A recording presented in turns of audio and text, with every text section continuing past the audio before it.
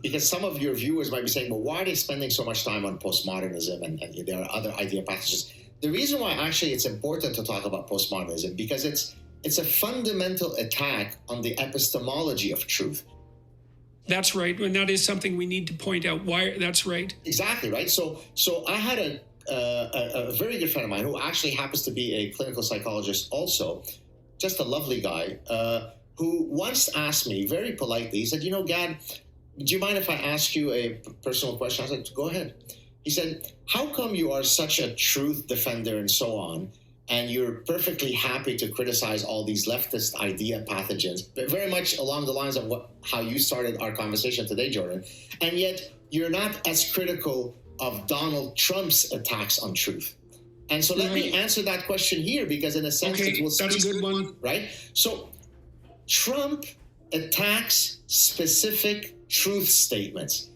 I have the biggest penis. All women have told me that I'm the greatest lover ever. There's never been a president who is as great as me. I have the biggest audiences at my rallies. Each of these might be demonstrably false and lies, and therefore they're attacks on a particular truth statement.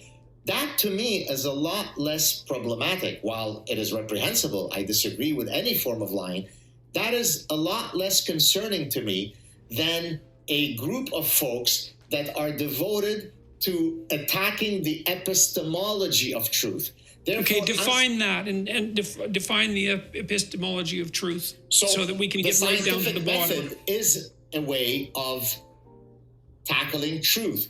The nomological networks that we spoke about earlier is a way of adjudicating between competing statements as to what is true or not.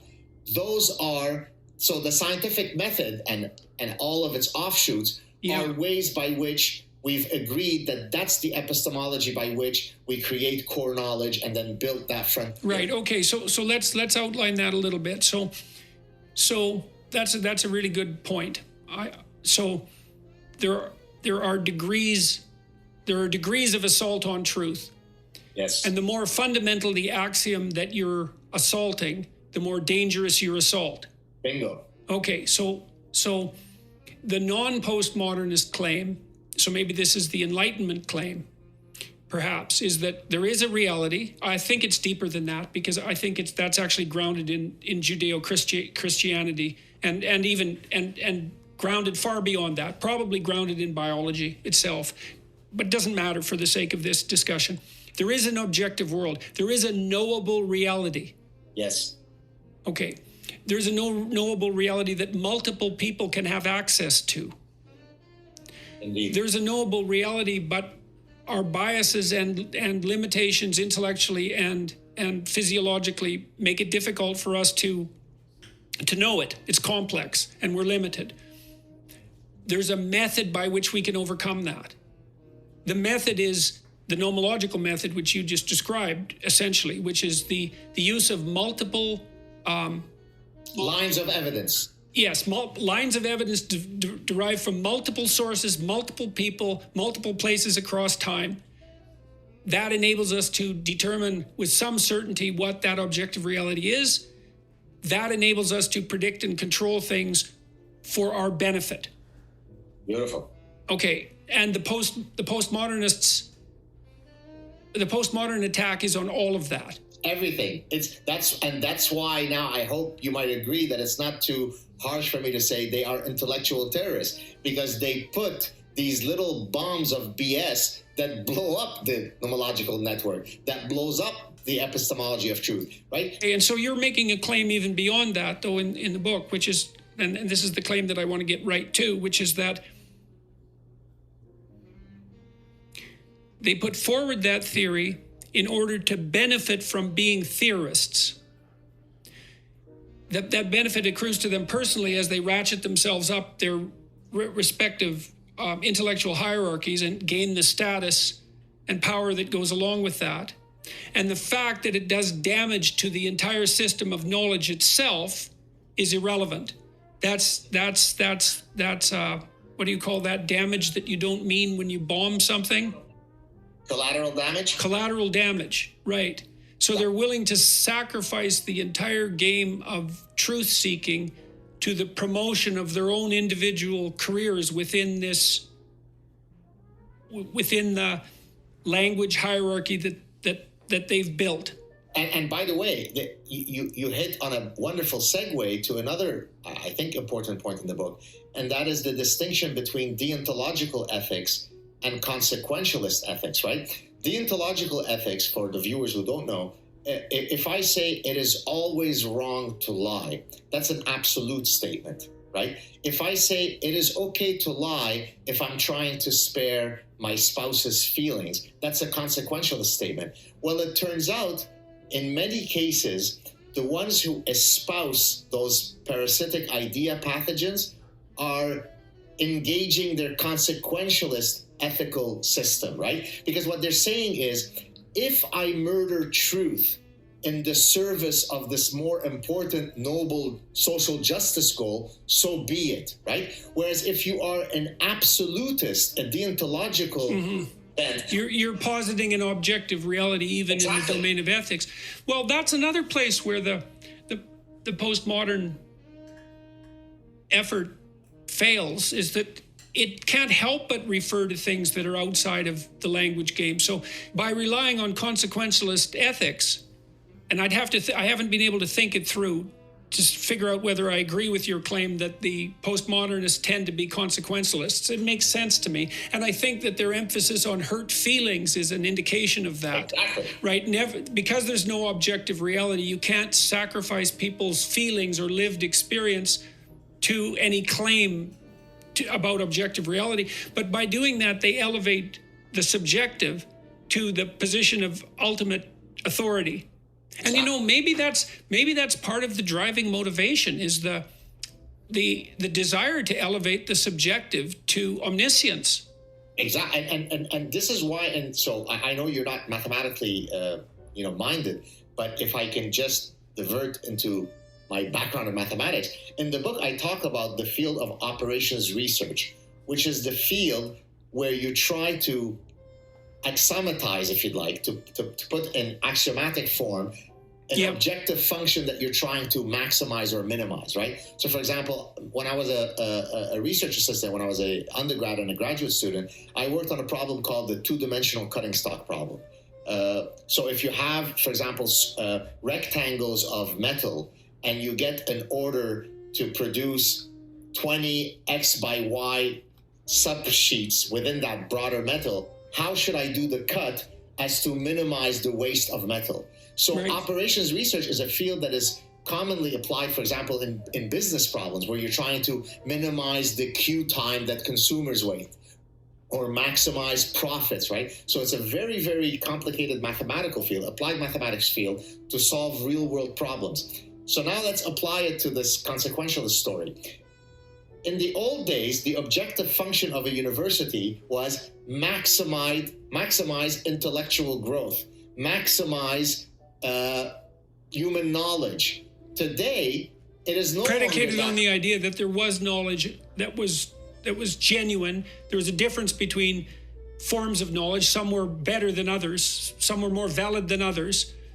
Right? So that's part of the claim that you can have knowledge at all. Exactly. Whereas now the objective function is minimize hurt feelings, or it might be maximize learning whilst minimizing hurt feelings. Well, I wouldn't mind that so much if the claim that feelings were ultimately real was made tangible, because then at least we'd have an ultimate reality that was outside of words. But you can't say that the world is a construct of words and then say at the same time, but there's nothing more real than my subjective feelings. Like, I have some sympathy for that, because I'm not sure that there is anything more real than pain, all things considered. Like, pain seems really real to me, and it's fundamentally subjective. And I think that a lot of what we consider ethical behavior is an attempt to minimize pain given its fundamental reality. So it's not like I don't believe that subjective feelings are real and important, but I'm willing to claim that there is such a thing as real and important and true. And so it's logically coherent for me to make that claim. It's the incoherence of the claims that bothers me. Right. Well, it's part of what bothers me. Well, so we should probably sum up to some degree, because we've been going for a while. Another 5 hours. I know, but I'm starting to get tired, and I'm starting to lose my train of concentration, and so I don't want to do anything but a top-rate job on this. Let me summarize for a second what we've discussed, and then if you have other things to add that we haven't talked about, then we can go there. So we talked about ideas as parasites, and then we spent some time unraveling what parasite might mean. And the conversation moved so that we kind of built a two-dimensional or a two-strata model of parasitation, of parasitical idea. There'd be the parasitical behavior of the theorist who puts forth a theory that mimics a practically useful theory in the attempt to accrue to himself or herself goods that have been produced by theories that actually have broad practical utility. So there's that. And then there's the parasitical idea that serves that function for the person who's using it in a parasitical way. Okay, so, and then we talked about postmodern ideas in particular as examples of that. And I guess the one of the things we haven't tied together there is exactly how why is it necessary, or why has it happened that the ontological and epistemological claims of the postmodernists aid and abet the parasitical function? That's a tough one. Like, why did they take the shape they actually took? Yeah, I make an attempt to explain that, and let me know if you buy it. So remember earlier I was talking about what are some of the commonalities across the idea pathogens? Yeah. And I said that they kind of start off with a kernel of truth, and they start off with some noble original goal. The other thing that I would say, which I think answers the question that you just posed, is that each of those idea pathogens frees us from the pesky shackles of reality, right? So in a sense, they are liberating, right? So postmodernism liberates me from capital T truth. There is my truth. There is my lived experience. The trans prefix liberates me from the shackles of my biology and my genitalia. So it's the attractiveness of that liberation that provides the motive, at least in part. The allure of the parasite, exactly. Right. If biology is useless, I don't need to know anything about it. And people do that a lot. Look, social constructivism, another one of those idea pathogens, frees me from the shackles of realizing that I will never be, nor will my son be, the next Michael Jordan. Because social constructivism, as espoused originally by behaviorism, right? The famous quote, which I cite in the book, give me 12 children and I can make anyone a beggar or a surgeon or whatever. That is basically saying that it's only the unique socialization forces that constrain you in life that don't turn you into the next Michael Jordan. There is nothing a priori that didn't start us all with equal potentiality. Well, that's a lovely message. Well, it's two. Now you got two messages there. Is my subjective reality is the only reality. That's the first thing. And the second thing is socialization can produce any outcome. So that's a huge expansion of my potential power. Right. I'm right by dint of my existence, and my ability to modify the nature of reality is without restriction. Yeah, exactly.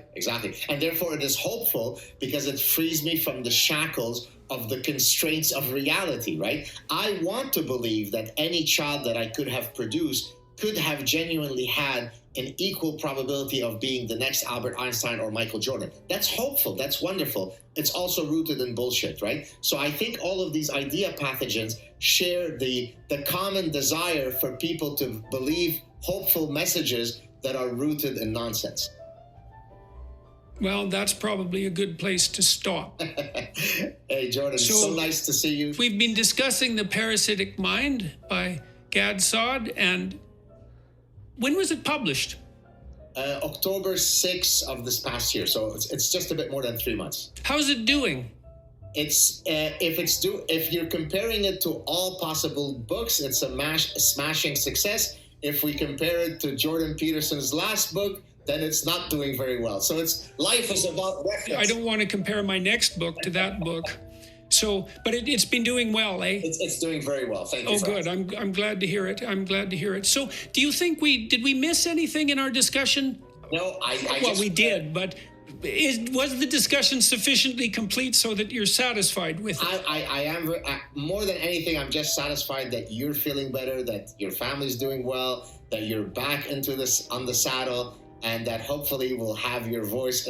I've been trying to hold the fort, but having someone like you missing makes it that much tougher. So I'm so glad you're back. Big hug to you. And thank you so much for inviting me, Jordan. Thank you. Thank you very much for talking with me. I found it very enjoyable, and I felt that I know something more than I did when I started the conversation, which is always the hallmark of a good conversation. And I mean, we can dig into these things, the things we discussed today, endlessly. We never get to the bottom of them fully, but indeed.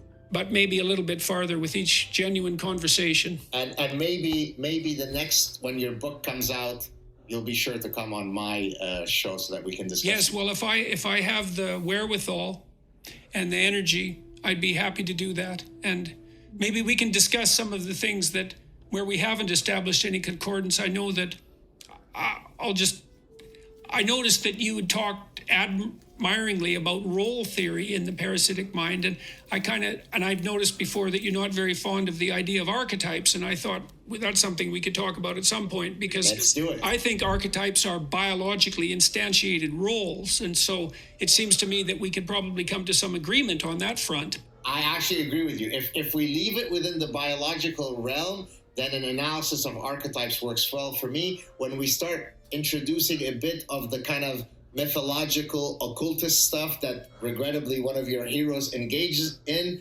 that's when I start. Yeah, well, that's something that we could profitably discuss, because I think there's a much stronger biological.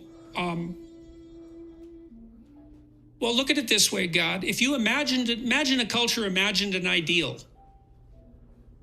and then imagine that approximations to that ideal, people who approximated that ideal were more biologically fit as a consequence. They were more attractive, which you would be if you embodied a true ideal.